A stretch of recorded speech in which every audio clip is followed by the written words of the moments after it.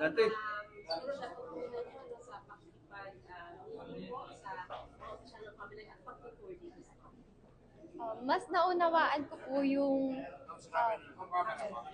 mas naunawaan ko po yung meaning po din talaga ng COMELEC and kung ano pa po talaga yung ginagawa po nila. And dine-encourage ko po na mas alamin pa po din po talaga natin yung trabaho po ng COMELEC. Since na-enlighten ka na about COMELEC, ngayon willing ka na bumoto, magpa-register for the 2028 elections? Yes po, and talagang aaralin ko din po talaga siya pag bumoto po ako para maboto po natin yung tamang tao po. Yes po. Active ka po sa social media. Gagamitin niyo po ba yung social media account niyo para mas mapalawak pa o mahikayat pa yung mas maraming Pilipino, especially yung kabataan, na maging concerned sa eleksyon, sa mga political issues, at sa trabaho po ng COMELEC in general? Yes po, since nandito na rin po ako, why not use po yung nakukuha kong attention to enlighten din po yung mga kabataan na kagaya ko po, na mas malaman po natin yung COMELEC po and sa votings po natin. Ma'am, mensahe na lang sa mga kabataan kasi ang Gen Z, no, kung saan ka nakakabilang ngayon, ay yung pangalawa sa pinakamaraming boboto ngayong national at local elections. Anong mensahe mo na lang sa kanila? Sa mga kabataan. Mensahe ko po sa mga kabataan na lalo na rin po sa mga hindi po kagaya ko na hindi masyadong knowledgeable din nga po sa COMELEC is alamin po natin and mag-vote tayo ng wisely para din sa atin yun eh. Yun po din yung na-realize ko na wag yung baliwalain yung nangyayari din sa paligid natin and mas bigyan natin ng focus. Yun po. honestly speaking, talagang wala kayong idea. Ano po? Actually po, gaya po ng sinabi ko, hindi lang po ako masyadong knowledgeable po.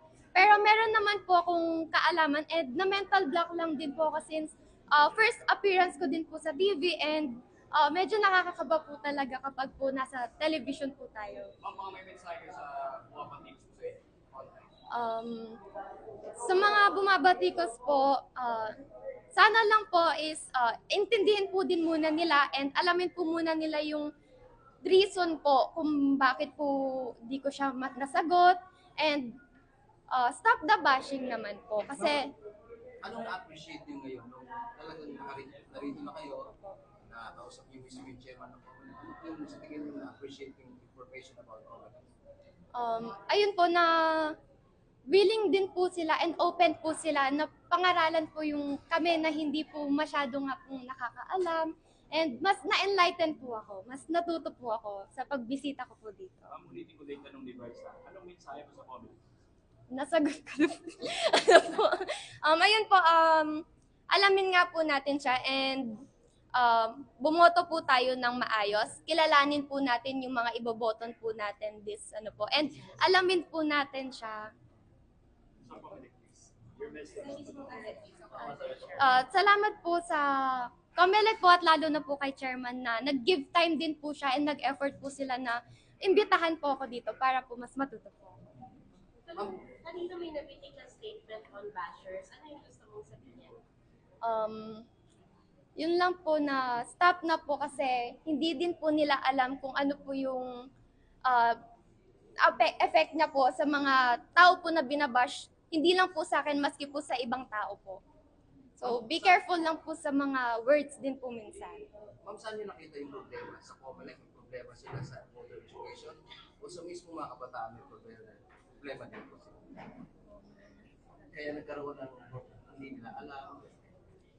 Ano naman po, kung sa kabataan po, may mga kanya-kanyang reason naman po sila kung bakit po hindi nabibigyan nila ng pansin po. Pero kung sa COMELEC naman po, nakikita ko naman po na hindi naman po sila nagkulang. Na willing po din nga po talaga silang paalalahanan kami. And gaya ko po, ayan, ine-enlighten po nila ako ngayon. I'm sorry for asking. Bakit nga po kayo hindi knowledgeable sa comment in the first place?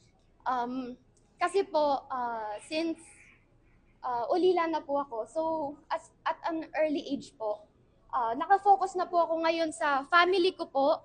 So yun lang po yung pinaka-iniisip ko kung paano ko po mabubuhay yung lola and kapatid ko po. So, yun po. Yes po. So, Sila sa pag-work. yes po, yun po talaga yung fino-focus ko po para Social po. media, hindi ko check.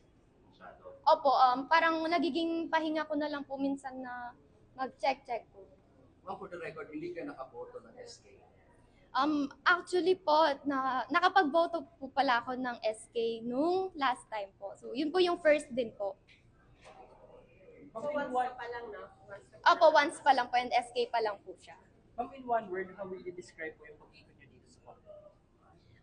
Ang dami pong learnings po na dito din po makikita po na talagang like everyday para na atawag ito yung napapaalalahanan po yung history po din sa Comelec. Si chairman po nakausap ko na. Ano po yung mga napag-usapan niyo? Gusto lang malaman. Pwede po.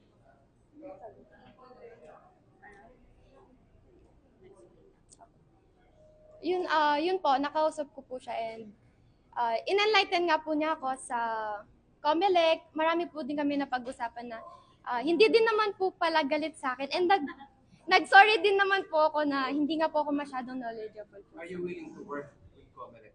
Oo, gawin kayong ambassador.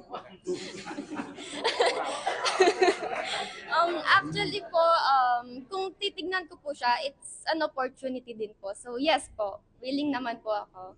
And to inspire na the youth na rin po. Pero hindi ko kunin ko siya ambassador. Pwede naman po. Pag willing po si Miss Hart, then why not? The Comelec is welcome. We welcome her to be part of our Comelec campaigns. So, bali, anong magiging goal po ng Miss Hart in case na magkasundo po kayo dun sa Pwede siyang maging ambassador, pwede rin siyang... Kita po kayo, malayo po yung may namin. Sige lang, ano lang ang posibleng magiging contribution niya ang sa Comelec kung sakali na maging ambassador po? Well, si Hart kasi nakikita namin na pwede siyang maging influence sa youth. Para sa mga ibang kabataan din who are not so knowledgeable about Comelec, we would like to show that Comelec is willing to reach out to the youth and to inform all of them of what's going on also in terms of elections. Si Hart can be that person who can reach out sa kapwa niyang kabataan. Pero of course, this is also dependent upon the willingness of Ms. Hart kung gusto niya na makipagtulungan sa komisyon. Thank you. Thank you po. Thank you po. Salamat.